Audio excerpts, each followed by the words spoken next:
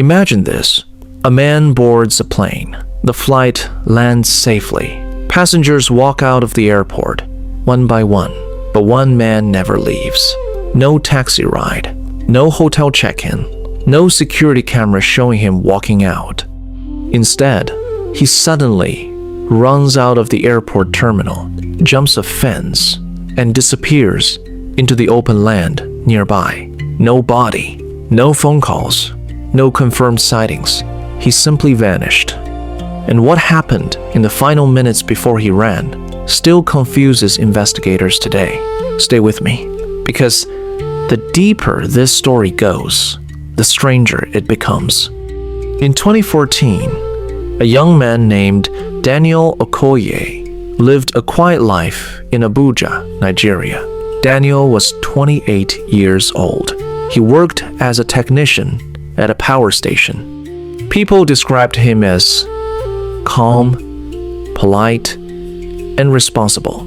He wasn't the type of person who caused trouble. He liked football, he liked music, and once in a while, he liked traveling with his friends. So one summer, Daniel and 3 of his friends decided to take a short vacation. Their destination?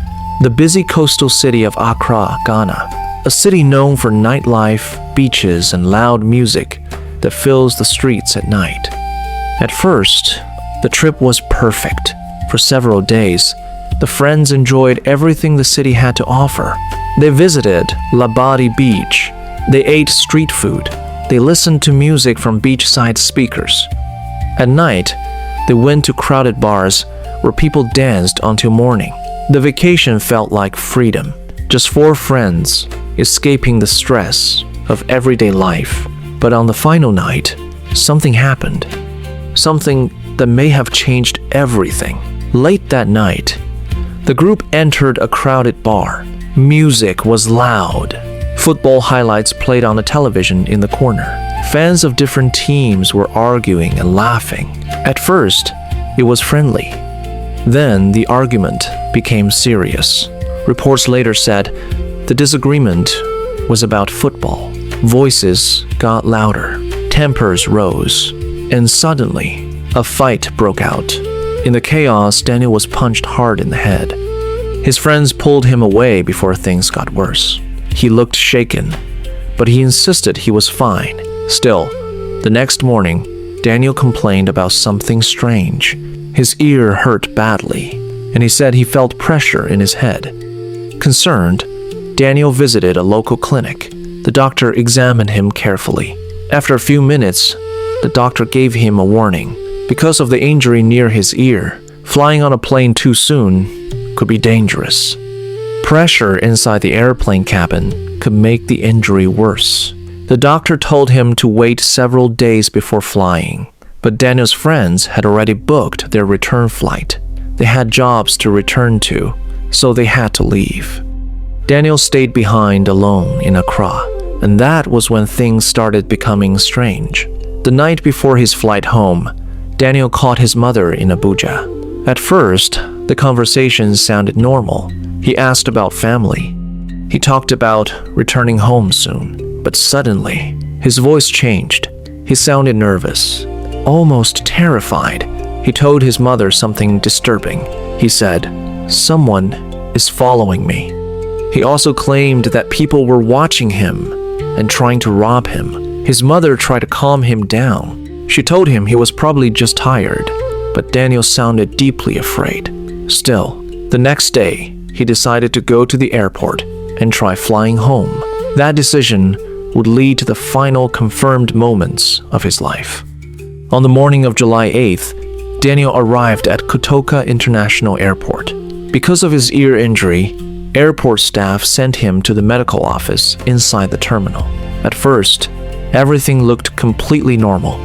Security cameras showed Daniel sitting quietly in the waiting room.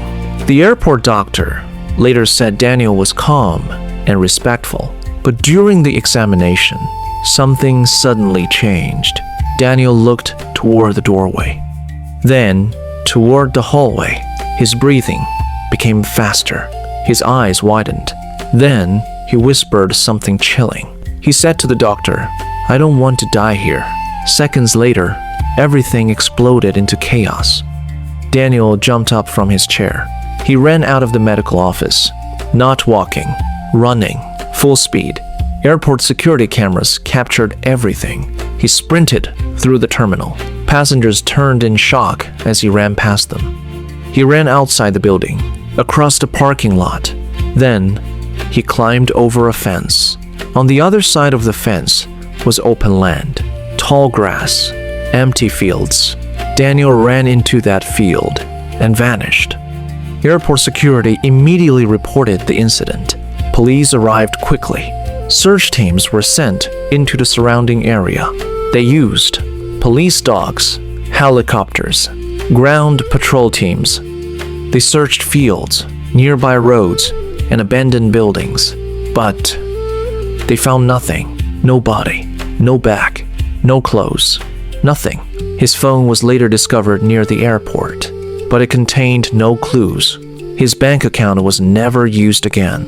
His passport was never used. It was as if Daniel simply disappeared from the world.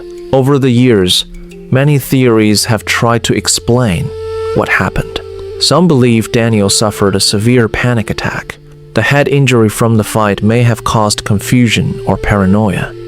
Others think he truly believed someone was chasing him. Maybe fear completely took control of his mind, but investigators found no evidence of attackers.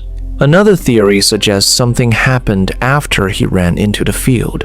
Maybe he became lost. Maybe he encountered someone dangerous. But despite years of searching, no answers have ever been found. Thousands of passengers passed through that airport that day. Flights landed. Flights departed. Life continued as normal. But one man simply vanished. Today, the disappearance of Daniel Okoye remains one of the strangest travel mysteries ever recorded.